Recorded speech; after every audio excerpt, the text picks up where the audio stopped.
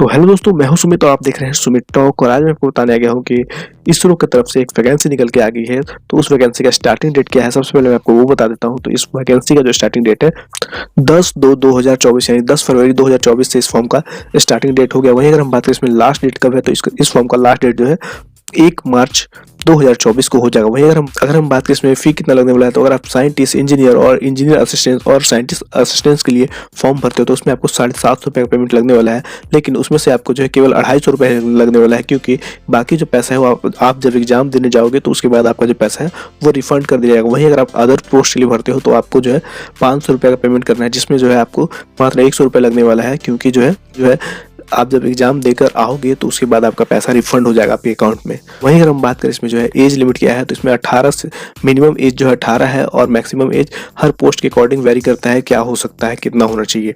तो और अगर हम बात करें इसमें पोस्ट कितना है, तो मैं आपको बता दूं इसमें 216 पोस्ट है। तो चलिए अब आपको ज़्यादा समय ना लेते हुए चलते हैं अपने कंप्यूटर स्क्रीन पर और आपको दिखाएंगे कि इस फॉर्म को कैसे आप भरोगे। चलिए वीडियो को शुरू करते हैं और चलते हैं अपने कंप्यूटर स्क्रीन पर।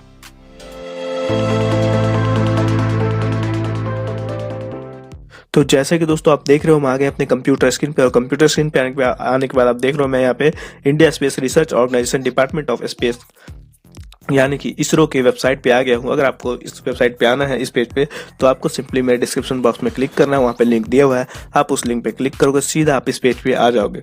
उसके बाद सबसे पहले आपको यहाँ पे क्या देखने को क्या मिलेगा कि यहाँ पे आप देख सकते हो, यहाँ पे एडवर्टीजमेंट पढ़ सकते हो अगर पढ़ना चाहो तो PDF में ही से ओपन करके। और उसके बाद अगर आप फॉर्म भरने का इंस्ट्रक्शन चाहते हो तो वो भी आप यहाँ पे पढ़ सकते हो। और अगर आपने पहले कभी अप्लाई कर लिया है, मतलब मान लो रजिस्ट्रेशन करा हुआ है, तो अब आपको यहाँ पे जो है लॉगिन करने का ऑप्शन मिल जाता है। और उसके बाद आपने नीचे देखोगे तो आप एकदम फ्रेशर हो तो यहाँ पे आपको जो है रजिस्ट्रेशन करने का भी ऑप्शन मिल जाता है। और नीचे आप देखोगे तो यहाँ पे बता रहा है कि इस फॉर्म का एप्लीकेशन डेट स्टार्टिंग कब से हुआ है। तो इस फॉर्म को भराने का स्टार्टिंग डेट जो है 10 फरवरी 2024 से शुरू हो चुका है। वहीं इसका लास्ट डेट दिया है कि 1 मार्च 2024 को इसका फॉर्म लास्ट हो जाएगा। तो चलिए अब हम भर के आपको दिखाते हैं कि इस फॉर्म को कैसे करना है। तो सबसे पहले हम यहाँ पे टू रजिस्टर पे क्लिक करेंगे और जैसे ही रजिस्टर पे क्लिक करेंगे आप देखोगे कुछ समय के लिए वेटिंग लेगा। उसके बाद आपके सामने रजिस्ट्रेशन फॉर्म ओपन हो जाता है। तो आप देख सकते हो यहाँ पे आपको जो है यहाँ पे सबसे पहले आपको पोस्ट का नाम सेलेक्ट करना है, आप किस पोस्ट के लिए अप्लाई करना चाहते हो, तो वो आपको देखना बहुत ज़रूरी है। तो दोस्तों अगर आपको नहीं समझ में आता है और आपको यहाँ पे चूँकि क्लियर दिया हुआ नहीं है, तो आप उसके पेज को भी देख सकते हो। और अगर आप उस पेज को नहीं देखना चाहते तो आप सिंपली sarkariresult.com पे आके भी अपना देख सकते हो कि आप किसके लिए क्या सेलेक्ट करना है यहाँ पे। तो मैं यहाँ पे देख लेता हूँ। तो यहाँ पे आपको सबसे पहले पोस्ट का नाम सेलेक्ट कर लेना है, देन उसके बाद कैंडिडेट का नाम जो है आपको यहाँ पे डाल देना है। जिस भी कैंडिडेट का आप मान लो भर रहे हो या आप अपना खुद भर रहे हो तो आपको खुद का अपना नाम यहाँ पे डाल देना है। और उसके बाद आप नीचे स्लाइड करोगे तो आप देखोगे यहाँ पे आपको जो है अपना मोबाइल नंबर डालने का ऑप्शन मिलता है। तो आपको यहाँ पे सिंपली मोबाइल नंबर डाल देना है और उसके बाद आपको यहाँ पे अपना कंफर्म मोबाइल नंबर कर देना है। देन उसके बाद अगर आपका कोई अल्टरनेटिव मोबाइल नंबर है तो आप उसे भी यहाँ पे दे सकते हो। ये एक ऑप्शनल ऑप्शन है, अगर आप देना चाहो तो ठीक है, नहीं देना चाहो तो कोई दिक्कत नहीं है। फिर आप यहाँ पे दूसरा नंबर पे आप देखोगे यहाँ पे आपको जो है जीमेल आईडी अपना डाल देना है और उसके बाद कंफर्म जीमेल आईडी कर देना है।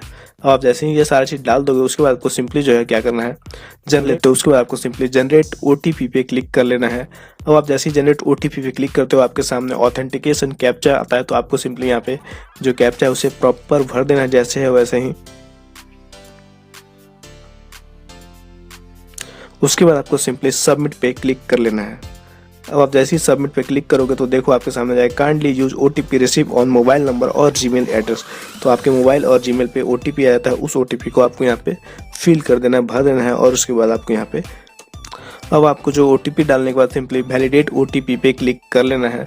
उसके बाद आप देखोगे आपके सामने आ जाता है OTP has been verified successful. तो आपको सिंपली इस पर क्लिक कर देना है। अब उसके बाद आप नीचे देखोगे यहाँ पे डिक्लेरेशन का ऑप्शन है, तो आपको सिंपली आई एग्री कर देना है। और उसके बाद आपको सिंपली जो है अपना यहाँ पे कैप्चा भर देना है, जो कैप्चा दिया है जिस प्रकार से उसी प्रकार सिंपली। और उसके बाद आपको क्या करना है कि यहाँ पे रीवेरीफाई पे क्लिक कर लेना है। और आप जैसे ही रीवेरीफाई पे क्लिक करते हो आपके सामने आप किस पोस्ट के लिए अप्लाई कर रहे हो वो आ जाता है, आपका नाम आ जाता है, आप देखोगे मोबाइल नंबर और जीमेल आईडी आ जाता है। तो उसे आपको सिंपली सब पे टिक मार्क कर लेना है। उसमें टिक करने के बाद आपको सिंपली अब सबमिट पे क्लिक कर देना है। और आपको सिंपली सबमिट पे क्लिक करने के बाद आपको सिंपली आई एग्री पे क्लिक कर देना है। देन उसके बाद आपको एक बार फिर से अलर्ट बताया जाएगा कि इसे आपको चेंज नहीं कर पाओगे, तो आप सोच लो और उसे आपको सिंपली ओके कर देना है। और आप जैसे ही ओके कर देते हो आपके सामने आपका रजिस्ट्रेशन हो जाता है और आपके आपके सामने यहाँ पे शो हो जाता है रजिस्ट्रेशन नंबर। तो सिंपली आपको इसको अब जो क्लोज कर देना है। देन उसके बाद आप देखोगे आपके सामने यहाँ पे आपका सारा डिटेल के साथ आ जाता है। तो आपको सिंपली अब क्या करना है, सबसे ऊपर पे आप देख रहे हो यहाँ पे लिखा हुआ है गो टू एप्लीकेशन, तो इस पर आपको सिंपली क्लिक कर लेना है। तो आप जैसे ही गो टू एप्लीकेशन पे क्लिक करोगे कुछ देरी के लिए आपके पास जो लोडिंग लेगा और उसके बाद फॉर्म सीधा ओपन हो जाएगा। तो आप देख सकते हो फॉर्म ओपन हो चुका है और यहाँ पे सबसे पहले आप देख सकते हो यहाँ पे बताया जा रहा है कि सबसे पहले आपको एलिजिबिलिटी क्राइटेरिया भरना है, उसके बाद आपको कम्युनिकेशन डिटेल्स भरना है, उसके बाद क्वालिफिकेशन डिटेल भरना है, उसके बाद आपको डॉक्यूमेंट एंड पेमेंट करना है। तो चलिए सबसे पहले हम एलिजिबिलिटी क्राइटेरिया को फिलअप करते हैं। तो सबसे पहले यहाँ पे आप देखोगे आप जिस भी पोस्ट को सिलेक्ट किया वो आ जाता है और पोस्ट का कोड आ जाता है। देन उसके बाद आप देखोगे यहाँ पे आपको जेंडर सेलेक्ट करने का ऑप्शन है, तो आपका जो भी जेंडर है उसे आपको सिलेक्ट कर लेना है। उसके बाद आप देखोगे कि आपका यहाँ पे डेट ऑफ बर्थ डालने का ऑप्शन है, तो आपको सिंपली अपना कैलेंडर से डेट ऑफ बर्थ यहाँ पे सिलेक्ट कर लेना है। तो जैसे ही आप कैलेंडर से अपना डेट ऑफ बर्थ सिलेक्ट करोगे उसके बाद आपको जो है यहाँ पे देखोगे 1/3/2024 के अनुसार आपका जो है डेट ऑफ बर्थ शो हो जाएगा कितना हो रहा है। उसके बाद आपको यहाँ पे अपना नेशनलिटी इंडियन पे क्लिक कर लेना है। उसके बाद आपको यहाँ पे कैटेगरी अपना सेलेक्ट कर लेना है। आप जो भी कैटेगरी से हो, यूआर हो मतलब अनरिजर्व हो या फिर ईडब्ल्यूएस में आते हो या फिर ओबीसी हो, एसटी एससी जो भी हो उसे आपको यहाँ पे सिंपली सेलेक्ट कर लेना है। अब उसके बाद आप जैसे ही नीचे आओगे तो आप देखोगे कि यहाँ पे आपका पर्सनल डिटेल का ऑप्शन है, तो इसमें आपको यहाँ पे अपना फादर्स नेम डालना है और उसके बाद आपको यहाँ पे अपना मदर्स नेम डाल देना है। अब आप जैसे अपना फादर्स नेम और मदर्स नेम डाल देते हो उसके बाद आप देखोगे टेस्ट सिटी प्रेफरेंस, तो आपको यहाँ पे अपना टेस्ट सिटी सिलेक्ट कर लेना है। तो आप यहाँ पे देख सकते हो अपने आपके नज़दीकी जो भी टेस्ट सिटी हो उसे आपको यहाँ पे सिलेक्ट कर लेना है अपने अनुसार। और यहाँ पे फिर सेकंड सिटी उसी प्रकार से आपको यहाँ पे सिलेक्ट कर लेना है। देन उसके बाद उसी प्रकार से आपको थर्ड भी अपना सिलेक्शन कर लेना है। अब उसके बाद आपको सिंपली नीचे आना है और उसके बाद आपसे पूछ रहा है you are a person of minimum 40% disability, तो अगर आपके अंदर जो है किसी प्रकार का विकलांगता है और जो 40% मिनिमम है तो आप यहाँ पे यस करके उसका सारा डिटेल दे सकते हो। अगर नहीं है तो आपको सिंपली नो कर देना है। देन उसके बाद आपसे पूछ रहा है कि आप जिस पेमेंट से देन उसके बाद आप देखोगे आपसे पूछ रहा है बैंक डिटेल। यहाँ पे आपसे कह रहा है कि आप जो पेमेंट कर रहे हो उसे आप उसी अकाउंट में रिफंड चाहोगे। जैसे कि इसका पेमेंट तो 500 रुपये का है, लेकिन एग्जाम आप जब देने जाओगे उसके बाद जब रिटर्न आओगे तो आपका जो है पेमेंट जो है वो आपके अकाउंट में रिटर्न हो जाएगा। तो क्या आप चाहते हो कि जिस अकाउंट से पेमेंट कर रहे हो उसी में आपका पैसा रिटर्न हो? तो अगर आप चाहते हो तो यहाँ पे सिंपली यस कर दो। और अगर आप चाहते हो कि दूसरा अकाउंट देना तो आप सिंपली नो करके यहाँ पे अपना अकाउंट होल्डर नेम, बैंक का नाम, ब्रांच नेम, बैंक का ब्रांच नेम और बैंक का अकाउंट नंबर और आईएफएससी कोड डाल देना है। और अगर आप चाहते हो कि सेम उसी पे रिटर्न हो जाए तो आपको सिंपली यस पे क्लिक कर देना है।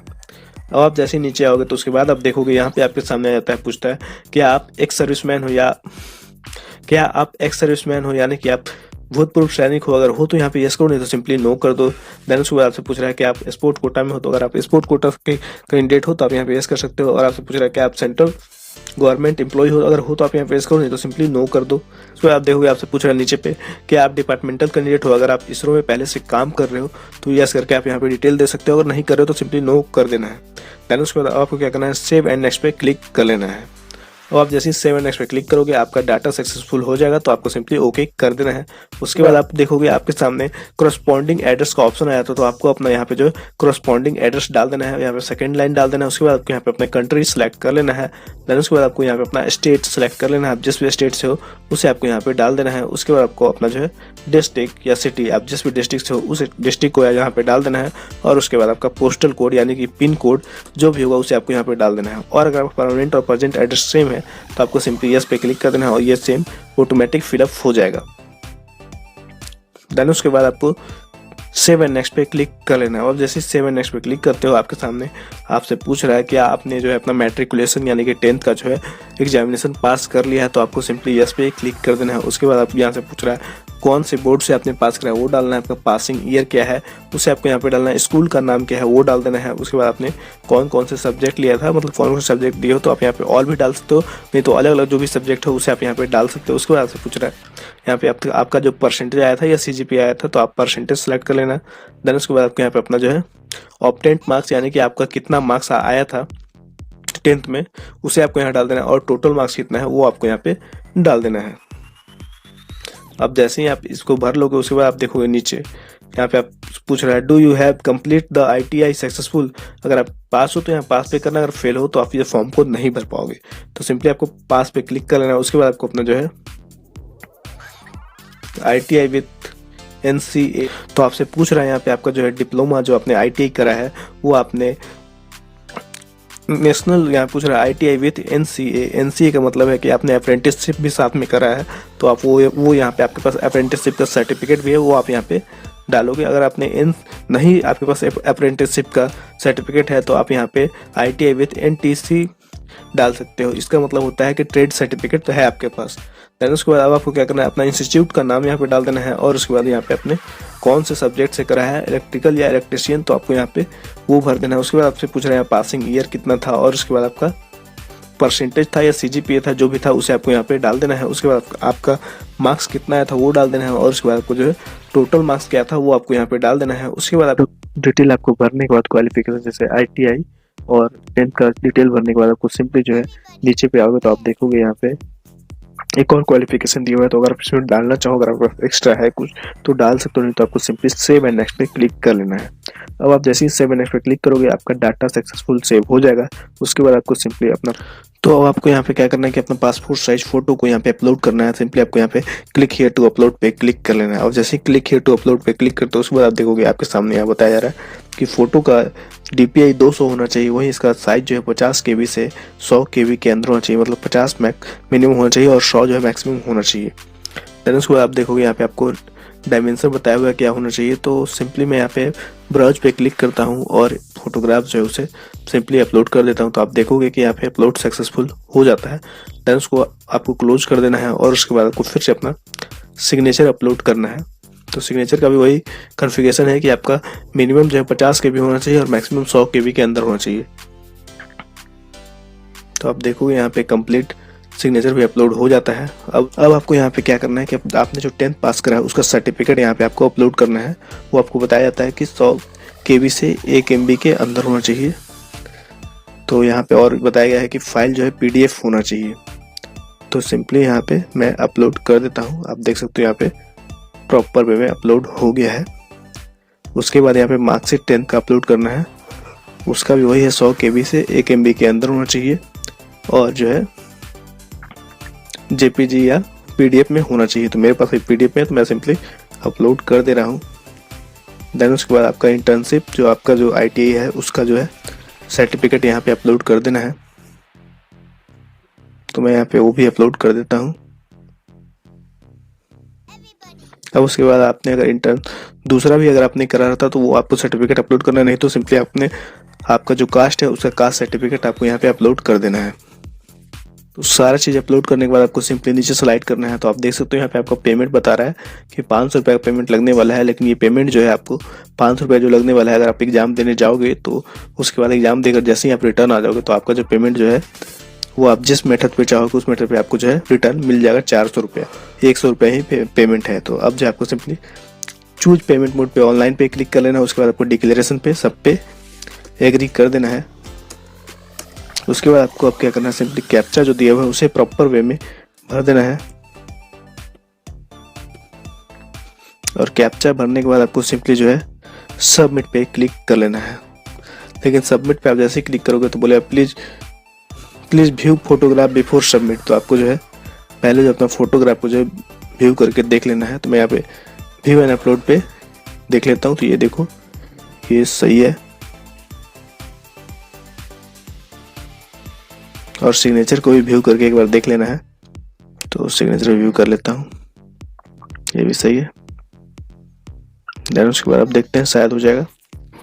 तो आप देखोगे आपका सारा डिटेल हो गया है और इसे आपको सिंपली नीचे स्लाइड करना है और आपको यहाँ पे आई एग्री पे क्लिक कर देना है।